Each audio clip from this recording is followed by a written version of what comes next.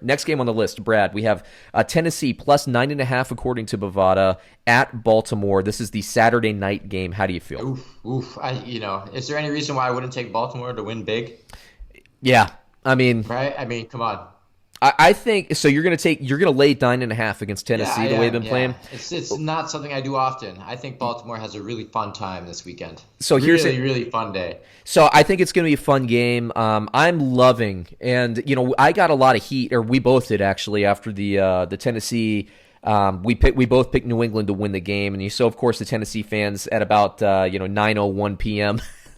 Eastern time on Saturday night start coming in and commenting on the page and everything. Let me say this. Let me set the record straight on this. Brad and I we haven't been down on Tennessee. Just because we don't pick your team doesn't mean we don't like the team. And what Brad and I said before the season, and I'll remind everybody that we're correct on this, is that Tennessee did not have a chance with Marcus Mariota at quarterback. Mm-hmm. Once they switched to quarterback, Brad and I got heavier on Tennessee, and we both made a lot of money picking Tennessee down the stretch. Tennessee, Brad, since Tannehill has taken over, is 8-3.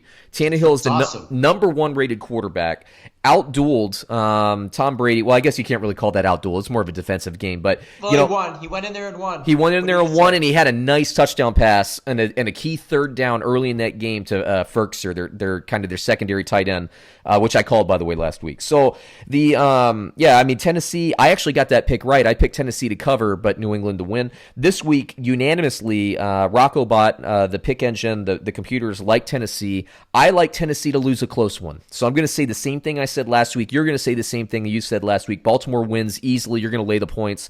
I think Tennessee loses a very close one. And here's why. I think Tennessee is going to be able to have success against this Baltimore defense. Now, I think that that's no shade at Baltimore. I think Baltimore's defense has been playing better and better and better since about halfway through the season. And let me look at the points. So Tennessee on the road scores 24. They give up 18. So that's a net of 4. Give or take a couple of tenths of a point there. Baltimore scores 30 at home, gives up 19. So they're a net of 10. You could look at that. If you average it, it's a touchdown game. RoccoBot, like I said, unanimously likes Tennessee there. I like Tennessee as well to cover safely because Tennessee is going to be able to control the clock and play tough defense. But like I said, man, I don't think it's possible to prepare for Lamar Jackson's speed. And what he's doing. And he's just, we saw it last year with Mahomes. Sometimes you're just blessed for a year and you just have the year of your life. And this, is this a sign of things to come? Or is Lamar Jackson going to do this for the next 4 or 5 years until he gets older and becomes a pocket quarterback?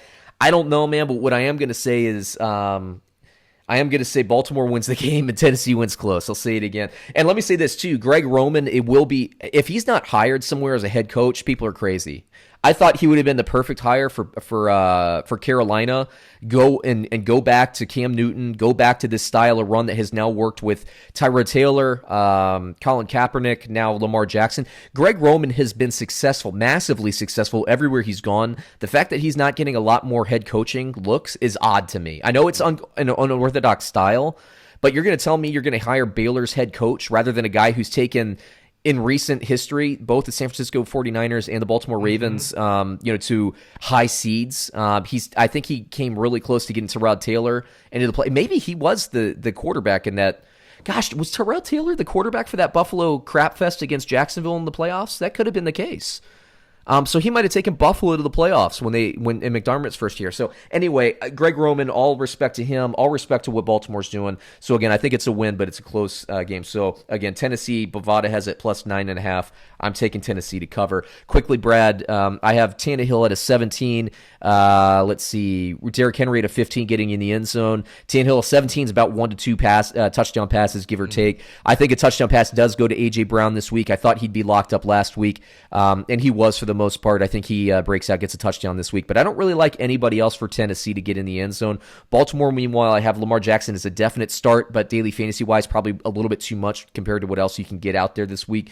Mark Ingram's a start. I have Marquise Brown as a start and Mark Andrews as a definite start. Everybody else, I think, is probably sit grade. You can find better elsewhere.